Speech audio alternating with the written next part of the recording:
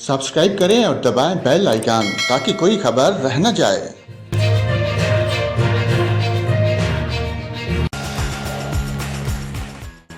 नाजरीन, आपको आगाह करें, भारत ने 1,70,000 क्यूसेक का रेला पाकिस्तान में छोड़ दिया। दरिया रावी में सैलाब की वार्निंग जारी कर दी गई। तफसीलात के मुताबिक भारत ने पाकिस्तान में पानी छोड़ने के हवाले से इतला पहुंचा दी। भारत से 1,70,000 क्यूसेक का रेला पाकिस्तान में दाखिल होगा।